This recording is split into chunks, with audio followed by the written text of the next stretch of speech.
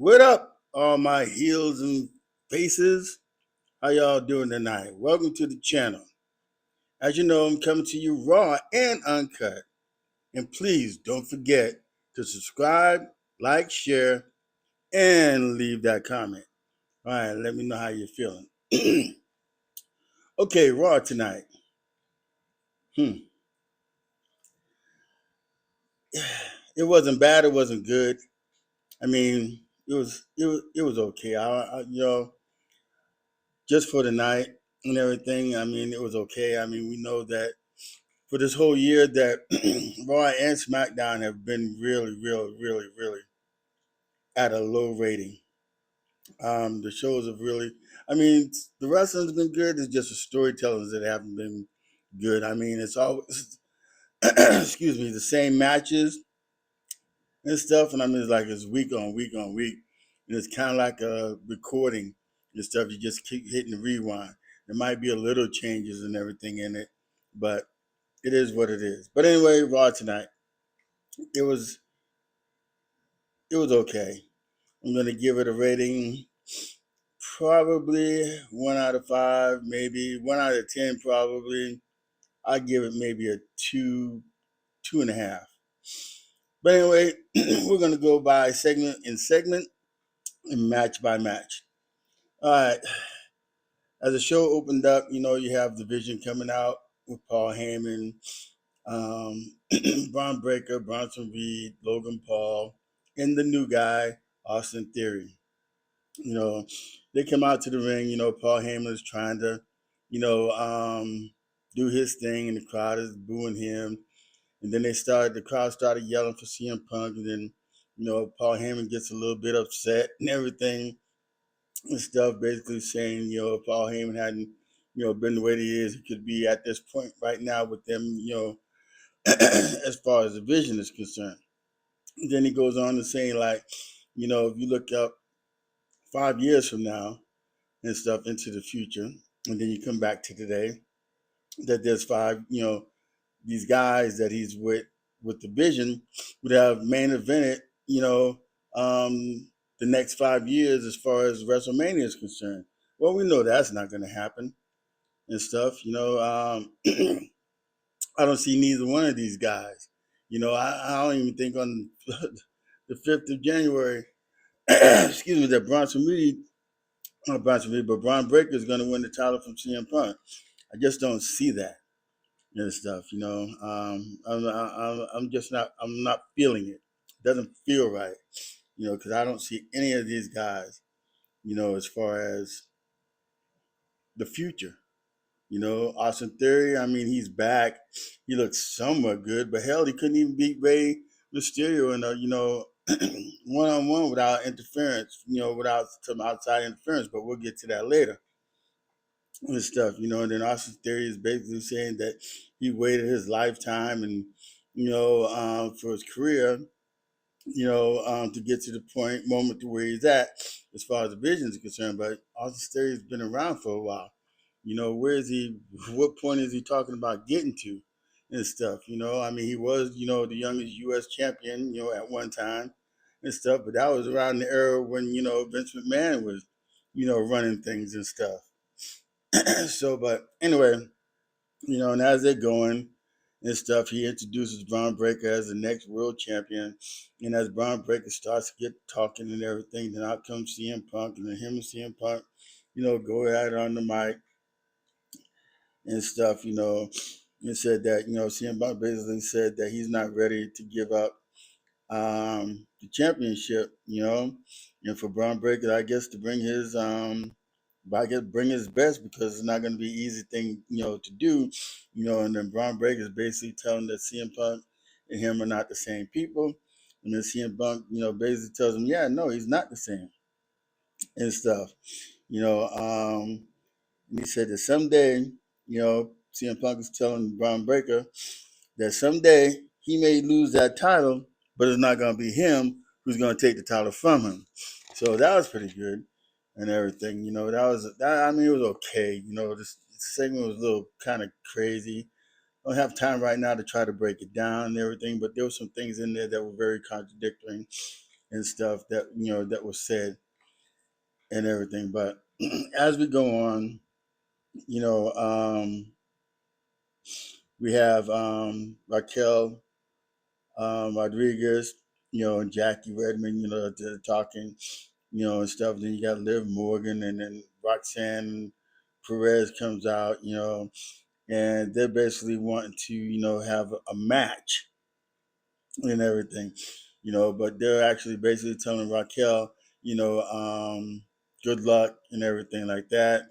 If she needed the help, and Raquel said that she doesn't need the help and stuff like that, So I'm thinking that there's some rifts going on with the Judgment Day. Not sure what it's inclining to, but there's some things, Dominic Mysterio, he's hurt. He's out with his shoulder. Then JD McDonough, he's out, with the injury that, he had surgery on today and stuff. So we'll see how that goes as far as, the Judgment Day is concerned and stuff. But the match coming up, is with Raquel Rodriguez, Nikki Bella, and Stephenie Vaquer, which is a triple threat match for the women's world title and stuff, And the match was okay. I mean, it was pretty much, on, it was okay. There was a lot of blotches though.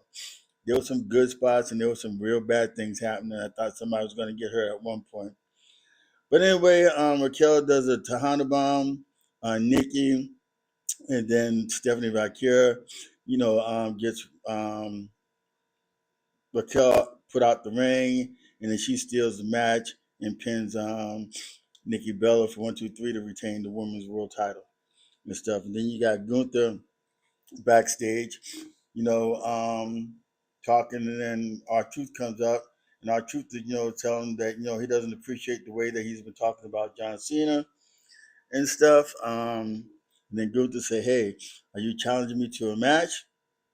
And R-Truth looks him up in his face, and later on, it happens. But anyway, after that, then we get the Kabuki Warriors going out to the ring and stuff, this segment was pretty crazy because you really can't understand. I mean, it's just basically the fact is that I believe that, Oscar's, basically telling, Io Sky and Rhea Ripley that, they can't, beat them and they can't handle the Kabuki Warriors and stuff like that. You know, um, we get the same old, and then Rhea and then Io come out and everything, and the Kabuki Warriors attack Rhea and Io, and then Io gets, an upper hand on the Kabuki Warriors and everything like that. So they're going back and forth, and everything. I mean, it's just the same thing over and over. There's a brawl, there's a brawl, there's a brawl. So not surprised about that or anything like that and stuff. And then um, you got the backstage segment with CM Punk talking to Rey Mysterio, and CM Punk is basically telling Rey that he has his back, that he's covered. If anything goes crazy on with the match with him and Austin Theory, and then Rey Mysterio tells him CM Punk that don't worry about it because he has an ace in the hole and everything. If anything happens like that, that somebody has his back and stuff. So and then we get to the match with Gunther and R-Truth. Gunther slaughters R-Truth. I mean, R-Truth may have got a couple of good things in, but other than that, it was Gunther all the way and stuff. Gunther actually slams R-Truth, picks him up, from the 1, 2, 3 count, and then he puts him into the chokehold and stuff, and then R-Truth taps out. Seen that coming a long ways and stuff. So, I mean, it's not putting anything big on Gunther and stuff like that because nobody's receiving him as a heel. He's not a good heel, you know. I mean, yeah, he pulled R-Truth up on the 1, 2, 3 count, but and then choked him out and made him tap out. But he should have done worse than that. If you're gonna give him to be a heel, if you're gonna make Gunther a heel, he has to do what he did to Jimmy and stuff when Jey Uso was coming after that title and stuff when Gunther was champion then. And bring out that savagery, just destroy somebody and stuff like that to make the crowd hate him, when he comes out to the ring or goes back to the back or whatever the case may be. It's just that he's not he's a jobber. He's not doing well. I mean, the crowd's not giving him that heat and stuff. I mean, Logan Paul gets more heat than Gunther does. And Logan Paul's a every now and then person. Well, Gunther is also. So what am I saying and stuff? So Gunther wins that match, and then you get a backstage with Jey Uso looking a little bit down. Then Jimmy is trying to lift him up, and saying that, hey, look, we're the Usos, we're the 11, 8 times world champion and everything like that. They all have the longest tag team title reign and stuff, and that Jay, look, we need that guy that was with the bloodline and all other stuff. And so I guess Jay kind of come to his senses and everything. So they get ready to get go as far as their match is concerned later on in the show. And then we have a little thing with Overfemi. So I believe Overfemi now is signed with Raw, so he'll be coming to Raw. Javon Evans, he's been seen on Raw and SmackDown and stuff. And then they have this little thing with the Americanos and stuff, and then that's where Dragon Lee and AJ Styles, they came. So I'm thinking that's going to be a doggone 6-man tag here, probably maybe next week and stuff. And then you get Logan Paul telling Austin Theory that, he's got his back, in the match against, Rey Mysterio and stuff like that. So those were the backstage segments and stuff. And then we get to the match with Rey Mysterio and Austin Theory. The match actually was a pretty decent match. You have the young guy against the older guy and stuff like that. There's some pretty good, stuff going on. But you kind of figured, you know, um, something was going to happen because, Logan Paul was at the, ringside and stuff. And then, by Rey Mysterio telling CM Punk that he had somebody, if something went wrong, he had somebody to cover his back. So you knew something was going to happen in this match.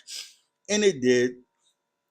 Logan Paul, blatantly in front of the referee, takes Rey Mysterio's legs right from up under him, and then causes a DQ and stuff, And Ray had the match. I mean, it was like, if you're pushing Austin's Theory and stuff, Austin Theory couldn't beat Rey Mysterio in a clean match without no interference, from Logan Paul. But now that Penta's back, we're going to see that. That's going to be a tag team match. So stay tuned. Stay tuned. And then you got the segment with Rhea Ripley and Io Sky, responding to, what the Kabuki Warrior said earlier, in the show. Then you got Maxine Dupree coming out to do her little segment, basically saying that, when she faces Becky Lynch again, that she was going to beat Becky, saying that she'll do nothing, can stop her from doing nothing from, keeping or losing that belt. Nothing's going to, make it happen and stuff. She's going to do whatever she can to, maintain that belt, even beating Becky Lynch again and stuff. And then out comes Becky Lynch, the man. She comes out, and people are saying, that she tapped out and stuff. And then Becky, saying the same old thing, she didn't tap out, she's the best in the world. She's basically saying the same thing that, she's perfect, and then that she'll beat, Maxine Dupree the next time and stuff like that. So I think they're kind of making it more comical and stuff. We'll see this match probably. Yeah, it'll be next week and stuff. And I believe Becky may beat Maxine Dupree or something's going to happen during that match. Who knows? Then we got Adam Pearce in the back with Trick Williams, and Trick Williams is telling Adam, hey, get with it because, Nick Aldis and them, they're about ready to, give an offer to where he goes as far as SmackDown or Raw and stuff. So it's good that they're starting to bring up some of the guys from NXT, that I think will make a difference, on the show if everything is written right and the storylines go go good. And then we get the Usos, against AJ Styles and Dragon Lee. I mean, the match actually it was a good match. This match was really good. It went back and forth. At this time, I didn't think that the outcome was going to be the way that it did and stuff. Because AJ got his stuff in real good. He got the AJ style. The clashing, the styles clashing on Jay, and he kicks out and stuff. So, I mean, it was pretty good. And then they end up getting the 1D on Dragon Lee, and putting Dragon Lee out and everything for the win. And now the Usos, Jimmy and Jay, are your new World Tag Team Title champions and stuff for Raw. I mean, it was good. The show was decent and everything. We're just gonna wait to see how the matches are for next week, because it looked like there's going to be a few good matches for next week. So we'll see how that goes. But for tonight, the show was okay. It wasn't really that bad, and like I said, I give it like you know a maybe a 4.5 and stuff out of 10. Because none of these have stories to them and stuff like that, and we'll see. Because I remember back in the day where they used to have all the pyros going off before the match. The announcers were all geeked up and everything, make you want to get ready and sit down and watch the show. But we get none of that anymore. So, but with that, I'm going to say thank you for watching. Please don't forget to subscribe, like, share, and leave that comment and stuff. Thank you for watching. God bless. Deuces, and I'll see you guys on the next video. Thank you to all my heels and faces.